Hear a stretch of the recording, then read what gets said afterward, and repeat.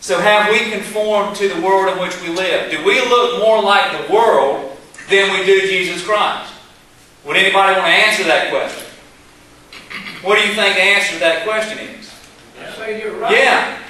We look a lot more like the world than we do Jesus Christ. And then we wonder why we have to come up with new ways to entertain people. Because that's what the world does. The world does what? They entertain you. They give you fluff. Get your juices get all warm and fuzzy. But they don't give you the truth. So again, I ask the question, why are we here now, at this time, at this place, in this country, at this point in history? Alright, I got some verses because this is about missions. This is about why we're here. What has been our reason for being here? Alright, so I hope these verses will help you understand why it is so important. Why the missions programs that you have here, why the youth programs, the individual Sunday school classes, any of the community things that you do around this area, Meals on Wheels if you're involved in that, women's missions associations, men's associations, all the outreach programs, why they are so important. Alright, first let's look at Ezekiel. Chapter 22, verse 30. It says, we hear these words, and I sought for a man among them who should build up the wall and stand in the gap before me for the land, that I should not destroy it, but I found none. Second, in Esther chapter 4, verse 14, for if you keep silent at this time, relief and deliverance will rise for the Jews from another place, but you and your father's house will perish. And who knows whether you have not come to the kingdom for such a time as this. Verse 3, Luke chapter 8, verses 38 through 40. The man from whom the demons had gone begged that he might be with him. But Jesus sent him away, saying, return to your home and declare how much God has done for you. And he went away, proclaiming throughout the whole city how much Jesus had done for him. Now, when Jesus returned, the crowd welcomed him, for they were all waiting for him. We'll get to what that means in just a minute. Fourth, Matthew chapter 20, verses 26 through 28. It shall not be so among you, but whoever would be great among you must be your servant, and whoever would be first among you be your slave, even as the Son of Man came not to be served, but to serve, and to give his life as a ransom for many. Alright, and psychologists tell us that the shyest person among us will influence over 10,000 people in their lifetime.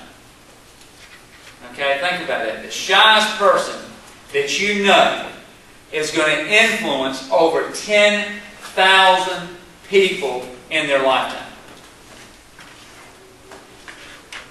What will that look like? How will we influence our culture? Are we going to be the people that stand up in the gap when Christ returns? Or have we been called for such a time as this? I think we have. I think there's a reason why we're here right now. Each one of us.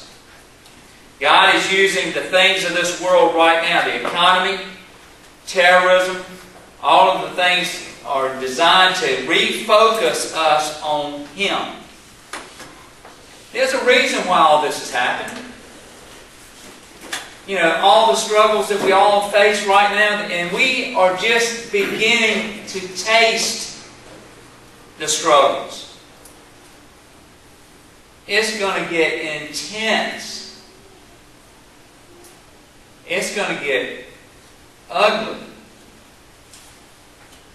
But He's using everything, the economy around the world, to mold and bring together His plans for this earth. He's using this terrorism, tomorrow's 9/11, right? And we, the majority of people in this country, don't even think about it. The only thing that will trigger a thought about 9/11 tomorrow is if we know what's going to happen on the media, we're going to see some pictures again. But if they did not post up anything about those towers, the majority of people in this country would go about their day and not give it a thought. He's going to get our attention. Did He not do it with Israel, His chosen people? Did He not get their attention when they ignored Him, when they chose other gods? Yeah, He got their attention. In Daniel 4:17 it says, "The sentence is by the decree of the watchers, the decision by the word of the holy ones, to the end that the living may know that the Most High rules the kingdom of men and gives it to whom He will, and sets over it the lowliest of men." Everything is under the dominion of God, the God of the Bible, the Christian God. He controls everything that's taking place. And there's a reason why we're here right now. If we believe these verses, then we know that the people that are in control of the world governments are there by the will of God. If we believe these verses, then we know He is directing us toward a certain conclusion of world history under the dominion of Satan and to a new heaven and earth under the lordship of Jesus Christ. People are beginning to see they can no longer depend on the things of this world to give them hope and security. In the world we live in today, with so many having lost hope, Christians are called to fill in the gap. We are to bring the light of Christ, the hope of Christ, into our world. We are to stand in the gap. Think about your children, your grandchildren, your great-grandchildren. What are we leaving them?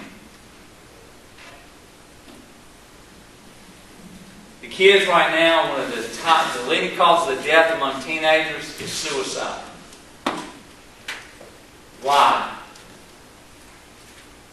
Why is that happening? When you take God out of their life and you deliver them hopelessness,